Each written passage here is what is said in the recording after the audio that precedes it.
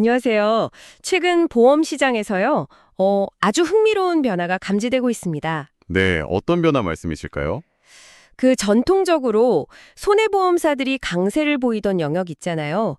건강보험이나 간병보험 같은 제3보험 시장이요. 아, 네네. 거기서 올해 상반기에 생명보험사들이 손해보험사를 추월했다는 소식이 있더라고요. 와, 그건 정말 큰 변화인데요. 시장 판도가 그야말로 흔들리고 있다고 봐야겠네요. 맞습니다. 그래서 오늘 여기서부터 이야기를 좀 풀어가 볼까 합니다. 네, 좋습니다. 단순히 그 점유율 변화만 있는 게 아니라 뭐랄까 금융당국의 규제 변화 움직임도 있고 또 거기에 대한 업계 반응도 아주 격렬하고요. 그렇죠. 개별 보험사들 전략도 다 다르고요. 맞아요. 정말 다양한 이슈들이 막 얽혀 돌아가고 있는 상황입니다. 그래서 오늘은 귀하께서 보내주신 여러 기사, 자료들을 바탕으로요. 현재 한국 보험 시장의 핵심 동향들, 또 주요 쟁점들, 이런 것들을 좀 속속들이 파헤쳐 보려고 합니다. 네, 방금 말씀드린 그 재산보험 시장 경쟁부터 시작해서 보험 설계사 수수료 규제 논란, 또 금리 변동 영향, 그리고 뭐 메리츠 화재나 교보생명 같은 회사들의 구체적인 전략들 있잖아요. 네, 그런 것들까지요. 네, 그리고 뭐 여행자 보험이나 건강관리 서비스 같은 최신 트렌드까지 좀 넓고 깊게 살펴보겠습니다. 좋습니다. 이번 논의를 통해서 이 복잡하게 돌아가는 보험 시장 상황을 귀하께서 좀 명확하게 이해하실 수 있도록 그리고 또 어떤 부분을 주목해야 할지 그 맥락을 잡는 데 도움을 드리는 게 저희 목표입니다. 네, 좋습니다. 그럼 본격적으로 시작해 볼까요? 네. 그럼 시장 뱅성 이안으로 시작했으니까 먼저 이 경쟁 구도에 큰 영향을 미치는 규제 변화부터 짚어봐야 할 것 같아요. 특히 그 법인보험 대리점 GA라고 하죠. 네, GA 채널. 이 GA 채널 수수료 개편안을 두고 논란이 아주 뜨겁던데요. 네, 맞습니다. 금융위원회가 보험업법 감독 규정 개정안을 예고하면서 그야말로 파장이 일고 있습니다. 핵심 내용이 뭔가요? 핵심은 그거죠. 계약 첫 해에 설계사에게 주는 수수료 상한선, 이걸 월 납입 보험료의 1200%로 제한하는 거. 소위 1200% 룰이라고 하잖아요. 네, 1200%를. 네, 그 세부 운영 방식을 바꾸고 아예 수수료를 지급하는 방식 자체에도 좀 손을 대겠다는 겁니다. 예를 들면 수수료를 여러 해에 걸쳐서 나눠주는 방식, 분할 지급, 이걸 분급이라고 하는데 이런 걸 도입할지 말지 이런 게 쟁점이죠. 아, 분급 도입 여부. 근데 이 개정안에 대해서 GA 업계가 엄청나게 반발한다고요? 네, 상상 이상으로 거셉니다. 이게 당장 설계사분들 생계가 달린 문제이기도 하고요. 자칫하면 GA 채널의 어떤 독립성까지 흔들릴 수 있다. 이런 위기감이 아주 큰 것 같아요. 그래서 GA협회에서 구체적으로 수정 요구안 같은 것도 냈다고 들었는데요. 어떤 내용인가요? 네, 몇 가지 핵심적인 요구사항을 전달했습니다. 우선 그 수수료 분급 방식 도입에는 반대 입장을 분명히 했고요. 아, 분급은 안 된다. 네, 그리고 현행 1200%룰 적용을 당분간 좀 유예해달라 이런 요청도 있고요. 또 계약을 잘 유지하고 관리하는 데에 대한 수수료율은 오히려 높여야 한다 이런 주장도 있습니다. 유지관리 수수료는 높여달라. 네. 그리고 또 신인 설계사분들 있잖아요. 이분들이 좀 안정적으로 정착할 수 있게 지원하는 비용, 이거는 수수료 총량 규제에서 예외로 해달라 뭐 이런 주장도 펴고 있습니다. 아, 그렇군요. 만약에 이런 요구들이 안 받아들여지고 원안대로 그냥 간다면 시장의 파장이 정말 클 것 같은데요? 네, 상상할 겁니다. 당장 GA 소속 설계사분들 평균 수입 강수는 뭐 불가피해 보이고요. 심하면 정말 경쟁력 있는 인력들이 아예 업계를 떠날 수도 있다. 이런 경고까지 나오고 있거든요. 네, 생계 문제니까 심각하네요. 그렇습니다. 그런데 이런 강한 반발 속에서도요, GA 업계 나름대로 또 자정 노력도 같이 하고 있다는 점은 좀 주목할 만해요. 아, 어떤 노력이요? 예를 들면 내부 통계 기준을 좀 강화한다거나 또 준법이나 소비자 보호 교육을 의무화하고 워크숍도 열고 뭐 이런 식으로 소비자 신뢰를 회복하고 특히 불안전 판매를 좀 뿌리 뽑으려는 그런 움직임도 같이 하고 있습니다. 규제 당국이랑 갈등은 있지만 그래도 자율적으로 개선하려는 의지는 보여주는 거군요. 네, 그런 모습이죠. 규제 이슈랑 관련해서 또 하나 시장을 좀 긴장시키는 요인이 있더라고요. 바로 공시율 하락 전망? 아, 네, 그것도 중요하죠. 내년도 평균 공시율이 낮아질 거다 이런 예측이 나오면서 보험사들이 그 막차 영업에 불을 붙이고 있다 이런 이야기가 들리던데요. 이게 무슨 의미인가요? 네, 그 평균 공시율이라는 게요. 보험사가 고객한테 나중에 돌려줄 만기 환급금이나 해지 환급금 계산할 때 적용하는 이율이거든요. 네. 근데 이게 낮아진다는 건 장기적으로 보면 보험사가 고객한테 돌려줄 돈이 줄어들 수 있다는 신호로 볼 수 있죠. 근데 더 중요한 건요, 이 평균 공시 이율이 보험료를 산정하는 기준이 되는 예정 이율에도 영향을 준다는 거예요.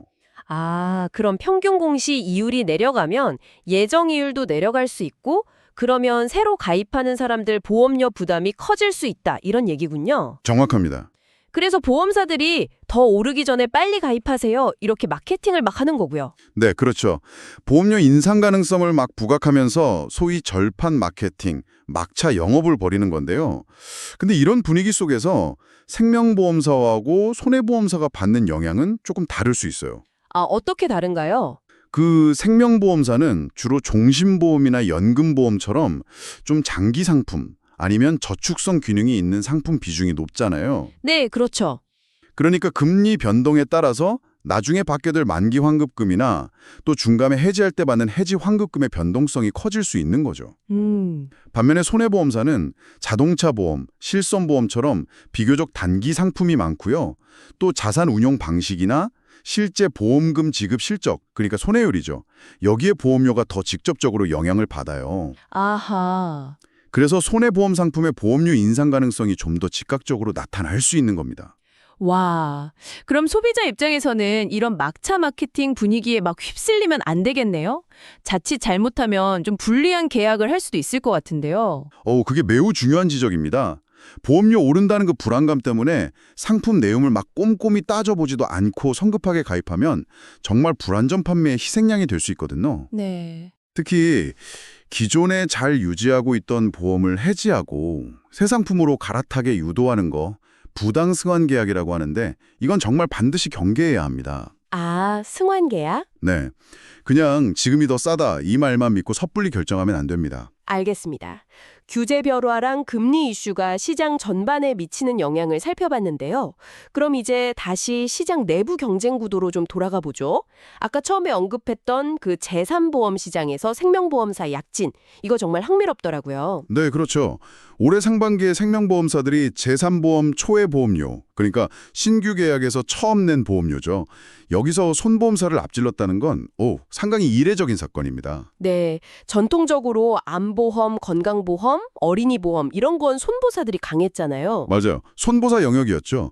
근데 이 변화 배경에는요, 생명보험사들의 또 다른 전략적인 움직임이 또 자리 잡고 있어요. 아, 그 요양시장 진출 말씀이시죠? 네, 맞습니다.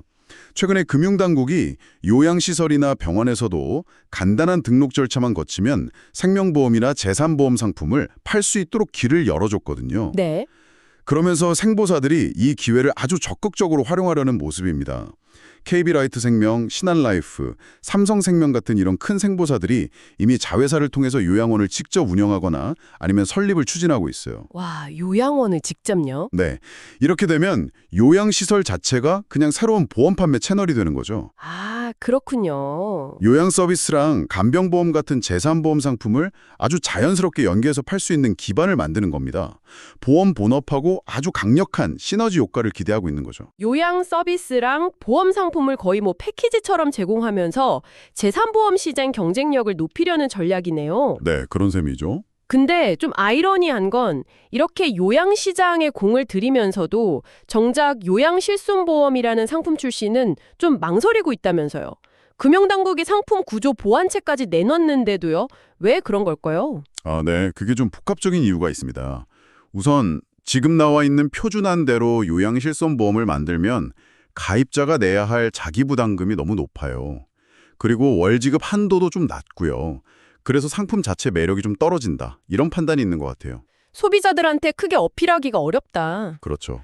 그리고 더 큰 걱정은 예전에 실손 의료보험처럼 손해율이 막 걷잡을 수 없이 치솟아서 결국 보험사 재정에 부담을 주는 그 제2의 실손보험 사태가 다시 벌어질까 하는 우려가 아주 큽니다. 아, 손해율 폭탄 맞을까 봐. 바로 그 점이 가장 큰 걸림돌이죠. 손해율 관리가 어렵고 수익성을 담보하기 힘들 거다 이런 예측입니다. 게다가 이런 실손 형태 보험은요. 사실 손해보험사들이 훨씬 경험도 많고 데이터도 방대하게 쌓아놨거든요. 아, 그렇죠. 경험 차이가 있겠네요. 네, 생명보험사 입장에서는 아직 관련 노하우가 좀 부족하니까 섣불리 뛰어들었다가 경쟁에서 밀릴 수 있다. 이런 현실적인 판단도 작용하는 것 같습니다. 뭐랄까 위험 부담은 큰데 성공 가능성은 좀 낮아 보인다. 이런 계산이죠. 와, 규제 환경 변화랑 맞물려서 시장 주도권 잡으려는 보험사들 셈법이 정말 복잡하네요. 예, 아주 복잡합니다. 그럼 이번에는 개별 보험사들의 구체적인 전략을 좀 더 들여다볼까요? 메리츠 화재가 업계 1위 도약, 이거 상당히 공격적인 목표인데 이걸 내걸고 5개명까지 발표했다면서요. 네, 메리츠 화재가 밝힌 124 도약을 위한 5개명. 이게 내용이 상당히 구체적입니다. 핵심은 크게 두 축으로 볼 수 있어요. 두 축이요? 네, 첫째는 영업력 극대화. 그러니까 자사 전속 설계사 조직도 키우고 동시에 GA 채널하고 협력도 강화해서 GA 소속 설계 매니저 육성에도 힘쓰겠다. 이런 계획이고요. 네. 둘째는 상품 경쟁력 확보. 시장 트렌드를 좀 이끌 만한 혁신적인 신상품을 계속 내놓아서 상품 라인업 자체를 강화하겠다는 거죠. 영업이랑 상품 외에 또 강조하는 부분이 있나요? 그냥 막 외형 성장만 하려는 것 같지는 않은데요. 맞습니다. 관리 측면도 상당히 강조해요. 예를 들면 계약의 미래 가치 총량, 이걸 철저히 모니터링하고 수익성을 아주 정밀하게 예측하는 식으로 리스크 관리를 고도화하겠다. 이런 내용이고요. 네. 또 보험금 지급 같은 보상 서비스 과정에서 고객 경험, 특히 친절도를 높여서 만족도를 개선하겠다 이런 목표도 명시했습니다.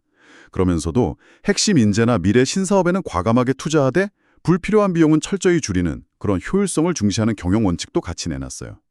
모든 사업 부문에 이 원칙들을 적용하겠다고 강조하고 있습니다. 와, 정말 체계적이고 전사적인 변화를 예고하고 있네요. 네, 그렇죠. 근데 이런 대형사의 전방위적인 전략과는 좀 대조적으로 특정 틈새 시장을 아주 깊숙이 파고들어서 성공한 사례도 흥미롭더라고요.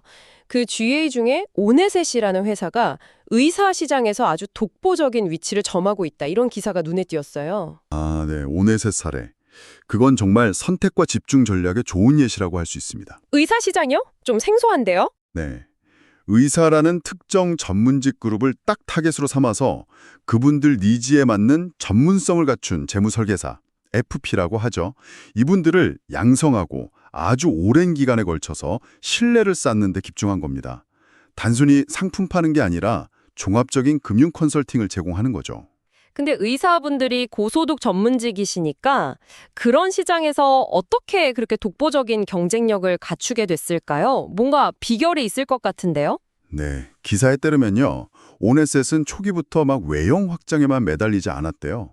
대신에 정직함이나 학습 능력을 갖춘 인재 중심으로 조직을 아주 내실 있게 키웠다고 합니다. 아, 지금 FP 규모가 한 400명 정도 된다는데 계약 유지율이나 1인당 평균 소득이 업계 최고 수준이라고 하더라고요. 와, 대단하네요.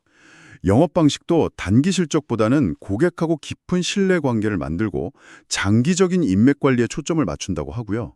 또 의사들의 특수한 상황을 잘 이해하는 전문 지식을 바탕으로 컨설팅을 제공하는 데 집중한다고 합니다. 전국 의사회하고 네트워크로 활용하는 것도 아주 중요한 자산이고요. 특히 고액 자산가인 의사 고객들은 세금이나 법률 문제처럼 좀 복잡한 니즈가 많을 텐데 그런 건 어떻게 해결하나요? 바로 그 점이 오네셋의 또 다른 강점인데요. 세무사, 변호사, 노무사, 이런 분들 약 4,500명 규모의 외부 전문가 네트워크를 아주 탄탄하게 구축해놨대요. 4,500명이요? 네. 그리고 회사 내부에도 이걸 지원하는 전담팀까지 있어서 고객의 복잡하고 전문적인 요구에 원스톱으로 대응할 수 있는 시스템을 갖췄다고 합니다. 단순 보험 판매를 넘어서는 거죠. 종합자산관리 서비스 역량을 보여주는 겁니다. 와, 거시적인 시장 변화에 대응하는 대형사 전략이요? 또 특정 고객층을 깊게 파고드는 전문 GA 전략. 접근 방식은 다른데 각자 방식으로 성과를 내고 있다는 게 참 인상 깊네요. 네, 그렇죠. 각자의 생존 방식인 거죠. 자, 이제 시선을 좀 돌려서요. 상품하고 기술 트렌드 변화를 살펴보겠습니다. 요즘 해외여행객 다시 엄청 늘었잖아요. 그러면서 여행자 보험 시장이 막 폭발적으로 성장하고 있다고요. 네, 그야말로 여행자 보험 전성시대라고 할 만합니다. 엔데믹 이후에 억눌렸던 해외여행 수요가 막 분출하면서 올해 신규 계약 건수가 작년 같은 기간보다 무려 37%나 급증했어요. 37%요? 와. 네, 연간 시장 규모가 1,000억 원을 넘어설 거다 이런 전망까지 나오고 있습니다. 근데 흥미로운 점은 전체 시장 규모, 그러니까 원수 보험료 기준으로는 커졌는데 계약 L건당 평균 보험료는 오히려 낮아졌다는 분석이 있더라고요. 이건 어떻게 봐야 할까요? 아, 네. 그 배경에는 젊은 세대의 보험 가입 패턴 변화가 있습니다. 특히 20대 젊은 층을 중심으로요. 비싸고 보장 범위가 막 넓은 상품보다는 정말 꼭 필요한 핵심 보장만 딱 골라서 짧은 시간 동안 가입하는 저렴한 미니 보험 형태의 여행자 보험 선호도가 확 높아졌어요. 아, 미니 보험? 네, 이게 전체 가입 건수 증가를 이끌면서 평균 보험료는 낮추는 그런 효과를 낸 거죠. 가입 문턱이 낮아지니까 더 많은 젊은 층이 부담 없이 가입하게 되는 어떻게 보면 선순환 구조가 만들어진 겁니다. 그럼 보험사 입장에서는 이런 트렌드를 놓칠 수가 없겠네요. 젊은 고객들 사로잡으려는 경쟁도 엄청 치열해지겠어요. 맞습니다. 그래서 보험사들도 모바일 앱 통해서 그냥 몇 번 터치만으로 간편하게 가입하고 보험금 청구까지 할 수 있게 사용자 경험, UX, UI 개선하는 데 아주 집중하고 있습니다. 젊은 세대의 그 디지털 친숙도를 공략하는 거죠. 네. 이런 간편화 소액화 트렌드는 앞으로 다른 보험 상품 개발에도 영향을 줄 수 있을 것 같아요. 그렇겠네요. 상품 트렌드 변화와 더불어서 기술을 활용한 서비스 혁신 경쟁도 뜨겁습니다. 교보생명이 자사 통합 앱을 통해서 고객 맞춤형 건강관리 서비스를 아주 대폭 강화했다는 소식도 주목할 만하더라고요. 아, 네. 교보생명. 보험사가 이제 단순히 위험 보장만 하는 게 아니라 고객의 건강관리 파트너 역할까지 하려는 시도 같아요. 네, 맞습니다. 교보생명 사례는 보험하고 헬스케어의 융합이 어디까지 진화할 수 있는지를 보여주는 아주 좋은 예라고 생각해요. 기존에 좀 흩어져 있던 걷기 미션이나 마음건강관리, 건강분석 이런 기능들을 케어라는 이름 아래 하나의 앱으로 싹 통합하고 서비스를 훨씬 더 고도화했습니다. 구체적으로 어떤 서비스들을 제공하나요? 그냥 만보기 기능? 뭐 이런 수준은 아닐 것 같은데요? 훨씬 정교합니다. 개인의 건강검진 결과 같은 걸 입력하면요. 그걸 분석해서 건강 상태를 점수로 딱 보여주고 앞으로 발생 가능성이 높은 질병까지 예측해주는 리포트를 제공해요. 와우, 질병 예측까지요? 네, 또 사용자의 활동량이나 수면 패턴 같은 라이프로그 데이터를 기반으로 해서 걷기 목표를 맞춤으로 설정해주고 그걸 달성하면 리워드를 주는 방식으로 생활습관 개선을 유도하기도 하고요. 오! 여기에 더해서 고객이 가입한 보험 정보를 연동시켜서요. 만약 특정 질병에 걸렸다. 그러면 예상되는 보험금이나 치료비 정보를 알려주고 필요하면 전문 간호사 상담까지 바로 연결해주는 기능도 갖췄습니다. 와, 이건 단순히 건강정보 제공을 넘어서 실제 보험 상품하고 직접적으로 연계되는 서비스네요. 그렇죠. 금융 서비스와의 통합도 강조하던데요. 네, 맞아요. 마이데이터 서비스 활용해서 은행, 증권, 카드 같은 다른 금융기관에 흩어져 있는 자산 현황을 한눈에 보여주고 관리할 수 있게 했고요. 네. 수입과 지출 분석을 통해서 재무 상태를 진단해주고 은퇴 준비를 위한 컨설팅 기능까지 제공합니다. 여기에 문화, 예술, 도서 추천 같은 비금융 콘텐츠까지 더해서 말 그대로 금융과 건강, 생활을 아우르는 통합 플랫폼을 지향하고 있는 거죠. 보험사의 역할이 정말 확장되고 있음을 보여주는 단적인 사례입니다. 정말 보험의 영역이 넓어지고 있다는 걸 실감하게 되네요. 자, 마지막으로 보험 산업과 직접적인 관련은 좀 적지만 그래도 참고할 만한 기타 산업 동향하고 ESG 관련 내용을 짧게 짚어보겠습니다. 국내 대기업들 온실가스 감축 현황에 대한 분석 자료도 있었죠? 아, 네. 국내 매출 상위 201개 대기업 분석 결과인데요. 최근 5년간 온실가스 배출량이 한 14.7% 감소했다. 이런 내용입니다. 오, 그래도 줄긴 줄었네요. 네, 분명 긍정적인 신호이긴 한데요. 문제는 현재 감축 속도로는 정부가 설정한 2030년 국가 온실가스 감축 목표, NDC라고 하죠. 이거 달성이 좀 요원하다는 점입니다. 현재 추세대로라면 목표치의 절반 수준, 한 20% 내외 감축에 그칠 가능성이 크다. 이런 분석이에요. 같은 금융업종 일부에서는 오히려 배출량이 늘었다는 점이 좀 눈에 띄던데요. 삼성생명도 언급됐고요. 이게 보험사에는 어떤 의미가 있을까요? 사실 금융업은 제조업처럼 직접적인 배출량이 많지는 않잖아요. 네, 그렇죠. 근데 ESG 경영이 워낙 강조되면서 투자 결정이나 기업 평가에 환경 이 요소가 아주 중요하게 고려되고 있거든요. 따라서 삼성생명 같은 대형 보험사의 온실가스 배출 증가는 비록 그 절대량이 크지 않더라도 투자자나 규제 당국 시각에서는 좀 부정적인 신호로 읽힐 수가 있습니다. 장기적으로는 기업 평판이나 투자 유치, 심지어 규제 리스크로 이어질 가능성도 배제할 수 없다는 거죠. 이제 보험사들도 환경 성과 관리가 중요해진 시대다. 이런 의미입니다. ESG가 정말 더 이상 선택이 아니라 필수 경영 요소가 되고 있다는 방증이네요. 다른 사회공헌 관련 소식들은 이번 논의의 핵심 흐름과는 좀 거리가 있는 것 같으니까 오늘은 이 정도로 마무리하는 게 좋겠습니다. 네, 알겠습니다. 자, 오늘 정말 다양한 각도에서 현재 보험 시장을 조망해봤습니다. 한번 정리해볼까요? 네, 오늘 살펴본 내용을 좀 요약하면요. 한국 보험 시장은 현재 금융당국의 수수료 규제 강화 움직임에 GA 채널이 아주 강하게 반발하면서 긴장감이 높아지고 있고요. 네. 동시에 제3보험과 요양시장이라는 어떤 새로운 성장 동력을 확보하기 위한 생명보험사와 손해보험사 간의 경쟁, 이게 그 어느 때보다 치열하게 전개되고 있습니다. 이런 거시적인 변화 속에서 개별 회사들 전략도 아주 뚜렷하게 갈리고 있죠. 메리츠 화재처럼 업계 1위라는 아주 야심찬 목표를 향해서 전사적인 혁신을 추진하는 곳이 있는가 하면 네, 또 우네스처럼 특정 전문직 시장을 깊숙이 파고들어서 독보적인 경쟁 우위를 확보하려는 그런 특화 전략도 성공적으로 작동하고 있고요. 맞습니다. 상품과 서비스 측면에서는 여행 패턴 변화에 발맞춰서 소액 단기 보장 중심의 여행자 보험이 새로운 트렌드로 부상했고요. 네, 미니보험. 네.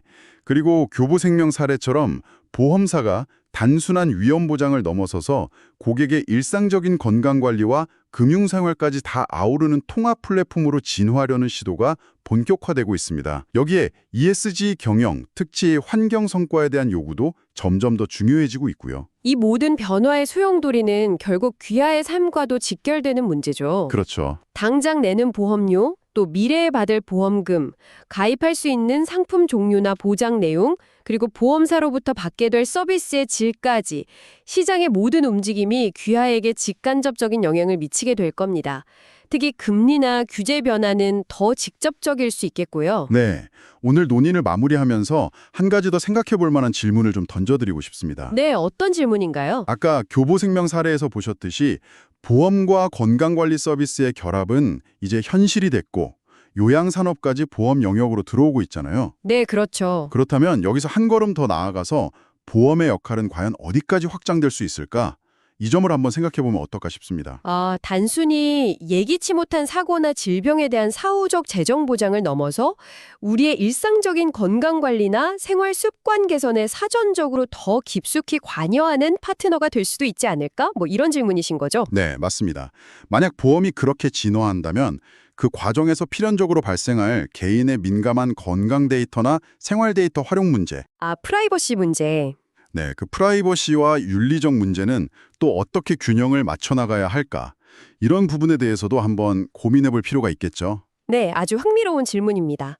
규약께서도 이 질문에 대해 잠시 시간을 내어 한번 생각해 보시는 것도 오늘 저희 논의의 의미 있는 마무리가 될 것 같습니다.